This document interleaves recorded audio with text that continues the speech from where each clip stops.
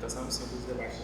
Até 15 minutos de apresentação ao todo, a gente separou 20 minutos no total, tá? Bom, gente, boa tarde. Meu nome é Renan, eu sou aluno das Ciências Sociais aqui do Rio. Meu trabalho chama Ações Afirmativas e as Asas de Ícaro.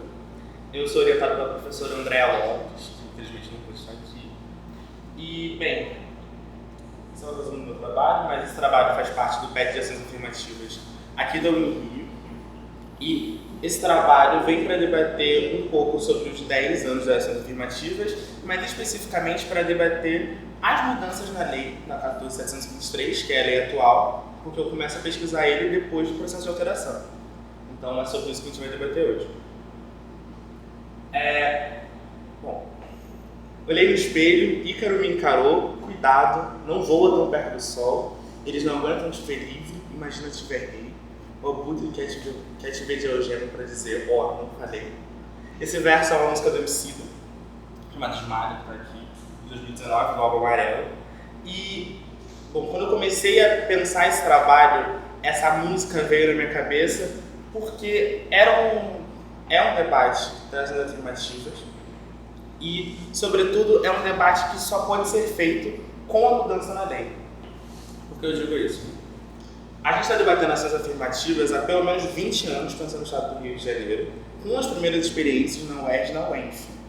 Só que quando eu comecei a pensar esse trabalho, é um trabalho que não dava para ser pensado há 20 anos atrás, porque era um trabalho que necessitava, sobretudo, de alunos negros na universidade. Então, a gente está debatendo aqui um trabalho que é para pensar a permanência, mas para pensar a permanência simbólica desses alunos. Eu uso o exemplo de Ícaro, porque dentro da lenda de Ícaro, ele e o pai dele, Dédalo, têm asas para conseguir fugir da cidade que eles estavam presos. Só que as asas de Ícaro são um dilema. Ele não podia voar nem muito baixo, porque se ele voasse baixo demais, as pernas dele se encharcariam, então ele não conseguiria voar. E se ele voasse alto demais, as asas derreteriam e ele cairia. E é o que acontece com Ícaro. Ele voa alto demais, tentando alcançar o sol, cai. E quando eu comecei a pensar nesse trabalho, nessa música, eu fiquei pensando que muitos Ícaros tentam encostar no sol e acabam caindo. Então eu queria entender como as ações afirmativas estavam inseridas dentro desse processo de tentar tocar o sol. Metodologicamente, esse trabalho é uma revisão bibliográfica, pensando todos os trabalhos que vieram anteriormente, ou ainda os grandes trabalhos que consolidaram a área de ações afirmativas, mas também os trabalhos conseguiram pensar o polo das ações afirmativas, conseguiram pensar a entrada desses alunos. Então, eu e minha orientadora, a gente começou a pensar que textos cabiam para serem inseridos nesse trabalho, mas a gente também precisou ir a campo para fazer esse trabalho. A gente entendeu que se a gente ficasse só tentando revisar, a gente deixaria uma parte muito importante desse trabalho de fora, que são os alunos. Eu sou um aluno fruto de ações afirmativas, então grande parte dos questionamentos levantados nesse trabalho partiram inicialmente de mim. Então, como a pesquisa é, sobretudo, sanar a curiosidade de quem pesquisa, eu tinha indagações que eu queria saber se eram minhas, ou se talvez pudessem ser um problema que acarretava em outras pessoas. Então, metodologicamente, a gente foi a campo, a gente fez 2 métodos, que é a escuta participativa e as entrevistas, para começar a entender se os questionamentos que a gente levantava se repetiam na voz de outras pessoas. Então, o nosso objetivo era entender a presença negra dentro da universidade pós as ações afirmativas, mas entender também como o processo de permanência simbólica era presente dentro desse alunado.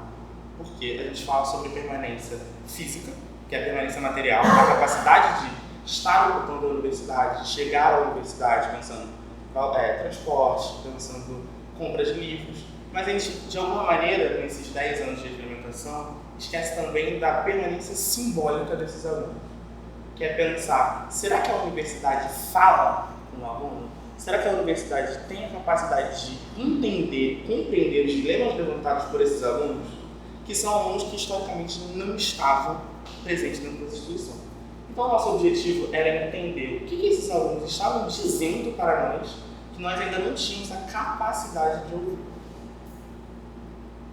Então, como a gente disse no começo, pensar em inovação dentro do trabalho de ciências humanas é, sobretudo, pensar que as ciências humanas trabalham com menos coisas do que as outras áreas. Então, a gente está trabalhando com um trabalho que é feito, sobretudo, com textos e entrevistas. É um pesquisador, que sou eu, uma pesquisadora que é a minha orientadora, e indo para campo para tentar entender o que a gente poderia fazer. Mas, percebendo os outros trabalhos que eu vi sobre ações afirmativas, quando um aluno, fruto de ações afirmativas, vai tentar entender elas por dentro e não por fora, só a sua implementação, outros fatores, outras variáveis acabam surgindo que não podem ser vistas por esses pesquisadores, que sobretudo estão no cargo de docência e não de discência. Então eu comecei a pensar que existiam coisas que nos outros trabalhos não acabavam aparecendo. Então eu fui a pessoa que formulou esse trabalho, inicialmente, a professora corrigiu, e a gente está no processo agora de expandir esse trabalho, provavelmente vai se tornar um TCC. Então essas são as minhas grandes contribuições para o projeto. E os resultados das discussões que a gente acabou chegando. Quando eu comecei falando sobre as asas de Ícaro e pensando por que elas eram o elemento central desse trabalho, até para estar no título, sobretudo eu estava pensando que as ações afirmativas são as asas. Elas permitem a entrada desses alunos na universidade. Então, desde 2010 até 2019, a gente teve uma entrada de 200% maior de alunos negros na universidade. Só que, como as asas de Ícaro, as ações afirmativas também têm limitações. As ações afirmativas permitem a entrada desses alunos, mas no passo que esses alunos entram na universidade e não se veem na universidade. Hoje, as universidades brasileiras são formadas, sobretudo, por menos de 1% de professores negros, as universidades públicas. E o serviço público hoje é formado por menos de 16% de pessoas negras. Quando eu fui mapear alguns cursos, por exemplo, as Ciências Sociais no Rio, uma outra etapa desse trabalho que ainda não está aqui, mas a gente chegou à conclusão de que com 14 matérias das Ciências Sociais, só tinha 2 autoras negras. Então, a gente está pensando que a universidade permite que esses alunos entrem, permitem que eles voem, mas tenta ensinar ou ainda restringir como eles podem voar. Esses alunos se veem, aí pensando, pegando o resultado das entrevistas que a gente fez, os alunos relatam que eles não se sentem pertencentes aos cursos que eles estão.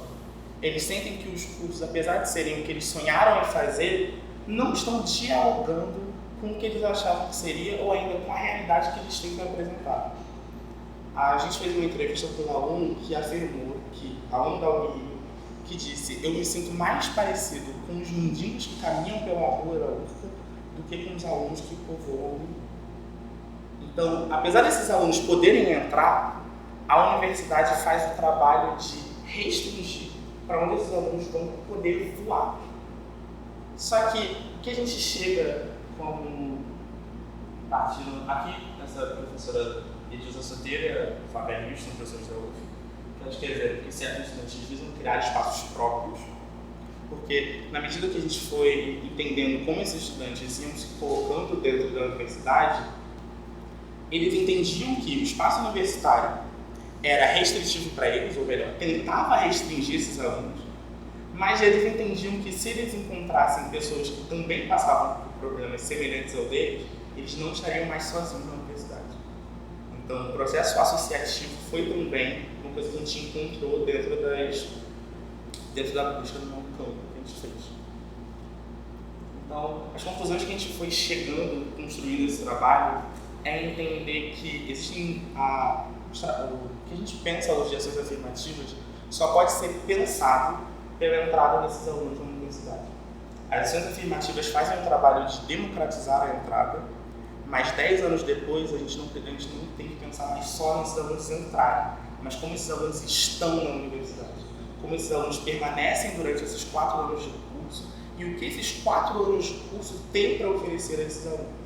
A gente está pensando que, apesar da entrada de muitos alunos negros, não é acompanhada a entrada de professores, mas, sobretudo, não é acompanhada a entrada de temas. Não se entende a produção desses alunos como válida e tenta ensinar para esses alunos como eles devem pensar e agir frente à universidade.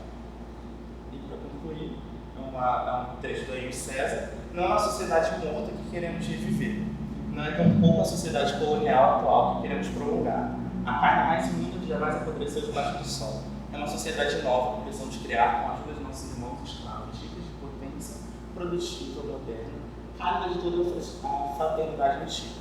E vamos estar pensando que as ações afirmativas que permitem esses alunos entrarem é também ações afirmativas que fazem com que os alunos digam: a universidade me permite entrar, mas eu quero que a universidade se pinte da minha cor. Eu quero que a universidade se torne também parte